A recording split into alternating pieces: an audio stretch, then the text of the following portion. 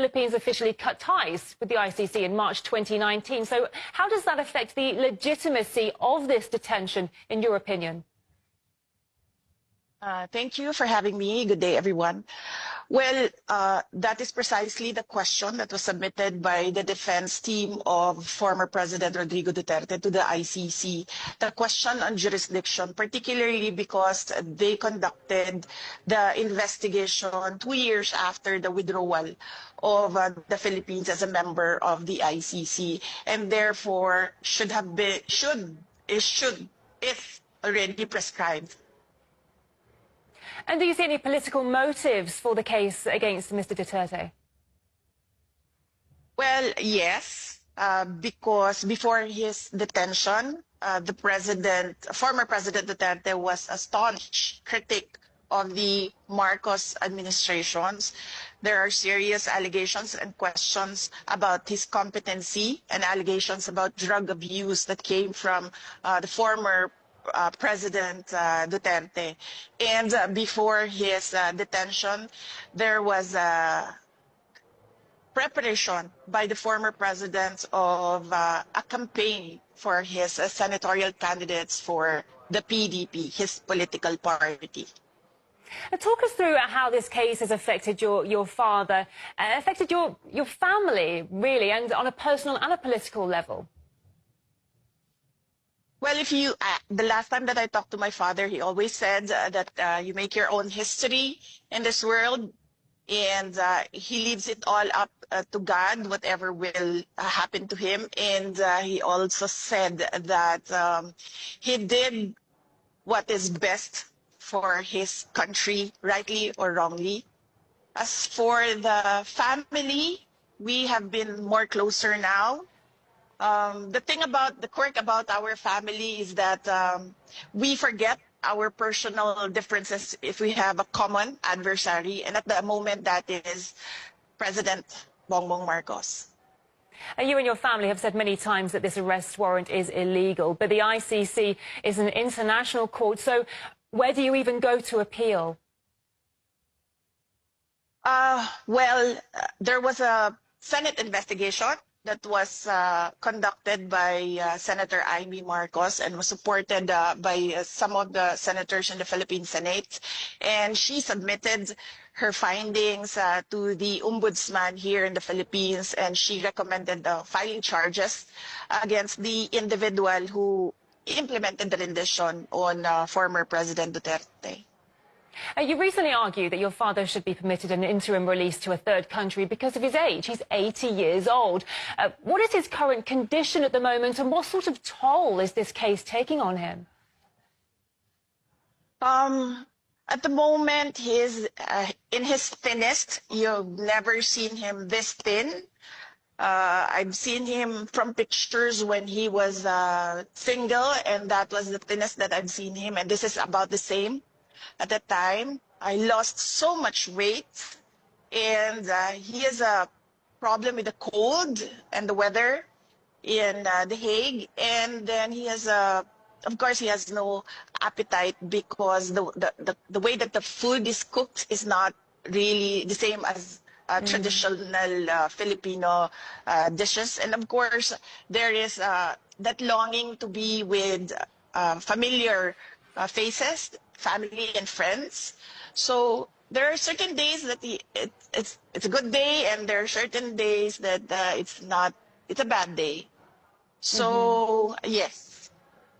The ICC, let's talk about the charges against him now. The ICC detained your father on charges that he was responsible for crimes against his people, but it seems he remains deeply popular during this time. He's been elected as mayor of the city of Davao. So clearly some Filipinos still support him. What does that say about the ICC's continued detention of him, in your opinion? Well, as I said, the ICC is all about human rights and justice, and we don't see it in the case of former President Rodrigo Duterte. He has been in detention for more than 100 days without recourse for bail, and now his petition for interim release has been vigorously opposed without a legal reason by the prosecution. He has already stated in his brief that he is not a flight risk because of his age. If you can see the footage where he was pushed up the plane, he really had no strength at all to resist. And he doesn't intend to intimidate witnesses. He hasn't done that. He's been mayor. He hasn't done that. He was president when the ICC case was filed. He hasn't done anything at all with the witnesses. We all know the list of witnesses because we have information coming in from the investigations conducted by ICC investigators here in the Philippines, and he hasn't done anything. For the past 2 years, we've been telling him to prepare for the ICC case, but he said that it's all crap, it's nothing. And clearly, when we heard the charges, we found out that it's really nothing. It's 43 counts of murder. That's not even close to crimes against humanity. It must be an incredibly stressful time for you and your family. What message would you send to Filipinos around the world who continue to support your father? Yes, in fact, majority of the Filipinos in the Philippines continue to support former President Duterte. A lot of them pray for his return to Davao City, and a lot of them pray that he will be acquitted of the charges. And we thank the Filipino communities around the world for their prayers. It is a big help, and it helps President Duterte to know that Filipinos regularly visit The Hague, even if they are just outside the detention unit. And Filipinos regularly conduct rallies so that the world will listen of the injustice that is done to him by the ICC. And indeed, you have your own concerns currently with an impeachment process against you in the Philippines. You say it's politically motivated. Explain to us what could these motives be exactly, and who do you think could be behind this? Well, it's all about the refusal or the intent of President Marcos. It is the intent of President Marcos not to step down. He wants to perpetuate himself or his family in power. It is clear from the moves of his administration against political opponents. And in fact, one of his relatives, and this is a personal knowledge of mine, has expressed that he wants to run for president. This all started with the People's Initiative, wherein they wanted to amend the Constitution to shift into a parliamentary form of government where the Prime Minister is not voted by popular choice. When they failed in this, they started the impeachment. And clearly, evidence shows that the members of the House of Representatives, many of them who signed, did not read the articles of impeachment. And one particular member of the House of Representatives already said publicly that there was money in exchange for the signatures in the articles of impeachment. Because I am the front runner in the presidential race in 2028, the survey shows that. And I think they want to eliminate the front runner. I see. Do you think there might be a connection between the detention of your father and the impeachment process against you? I believe so, yes. They think that if they take out former President Duterte, they will weaken me because it's one brand, it's one family. The Philippine Senate recently returned the impeachment complaint to the House. What will the next steps be?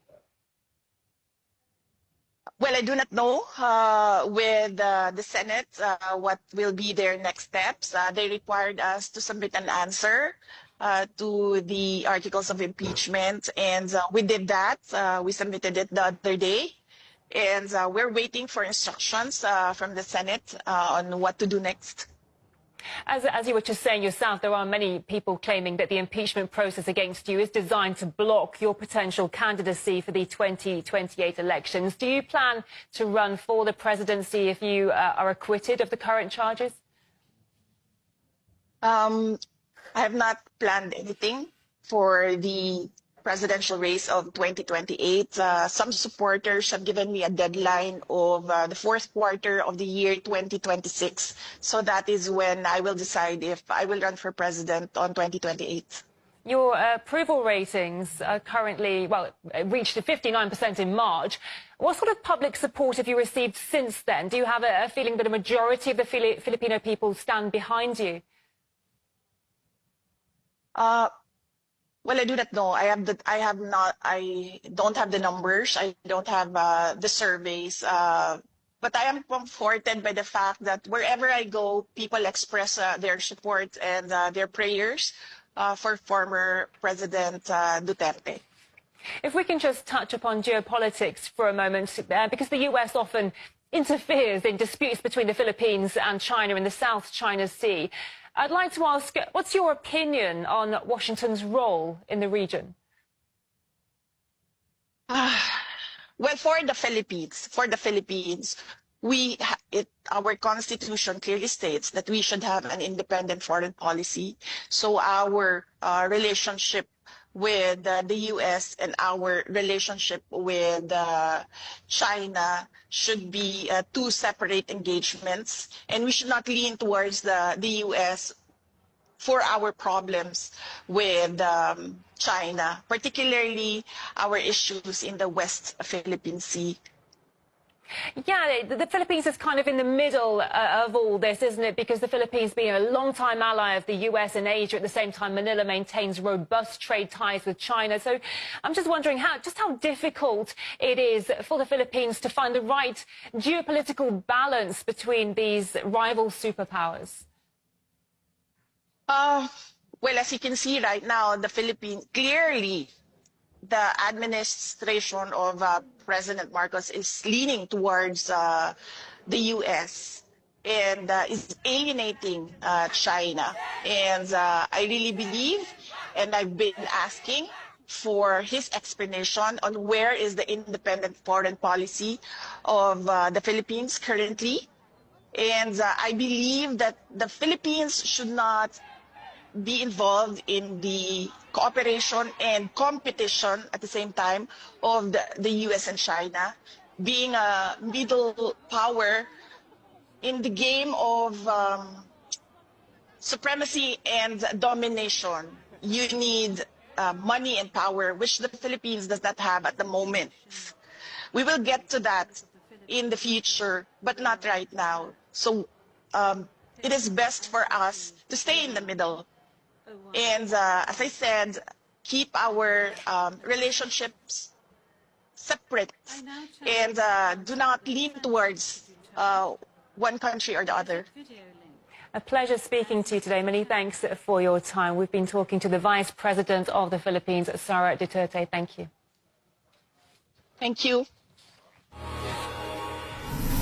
So, the NATO alliance has agreed to boost